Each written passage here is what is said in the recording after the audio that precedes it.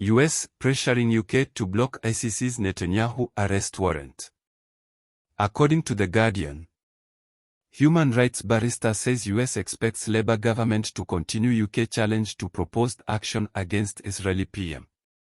The US has been accused of putting pressure on the new Labour government not to drop a legal challenge mounted by Rishi Sunak's administration over the International Criminal Court's right to seek an arrest warrant against Benjamin Netanyahu for war crimes. In May, under the previous Conservative government, the Foreign Office challenged whether the ICC had any jurisdiction over Israeli actions in Gaza. In 2021, the ICC ruled that it did have jurisdiction over Israeli activity in Palestine. The ICC has given the new Labour government until July 26 to decide whether to pursue the legal challenge. It did so after the ICC pretrial chamber ruled on June 26 that it would allow the UK and other interested parties to make submissions over the jurisdiction.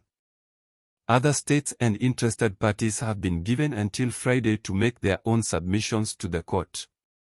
The human rights barrister Jeffrey Robertson makes the claim about US pressure on Labour in a Guardian article published on Wednesday, in which he also warns that giving into US pressure would be the first big moral mistake of the premiership of Sir Keir Starmer. He writes, the US is not a member of the ICC and expects the UK to look after its interests there. The issue of the ICC request for an arrest warrant was expected to be raised at a meeting between Starmer and the US President, Joe Biden, in Washington, the first between the two men. Labour officials at the weekend told The Guardian that in opposition Labour had rejected the Conservative legal challenge to the ICC jurisdiction and its policy remained unchanged in government, but did not say if the claim was being withdrawn as a result. The UK Foreign Secretary, David Lammy, is expected to travel to the region on Monday to face what may be tough scrutiny of Labour policies, including on arms sales.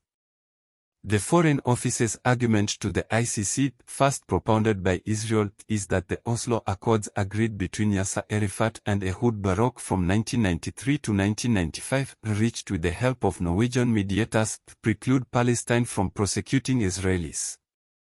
Describing the legal argument as preposterous, Robertson points out the ICC decided in the 2021 case that this was not pertinent to its right to punish crimes in Gaza, as Palestine was a member state, so any war crime on its territory fell within the ICC's remit.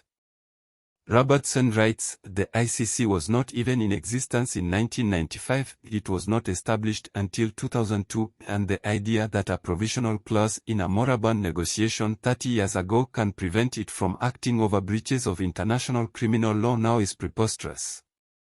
Israel's argument, adopted so far by the UK, is that Palestine is precluded from prosecuting Israelis, and this means it cannot delegate such prosecutions to the ICC. This is wrong because the ICC prosecutor is in no sense a delegate of Palestine. Karim Konkesi is an independent prosecutor who has collected evidence that he will bring to the court to ask it to issue an arrest warrant. He has no connection with Palestinian authorities. If the argument adopted by the UK is correct, there would be nothing to stop the Israel Defense Forces lining up Palestinian children and executing them point blank. There would be no accountability for any crime against humanity they might commit. Due to the legal challenge, no ICC decision on issuing arrest warrants is likely until August at the earliest.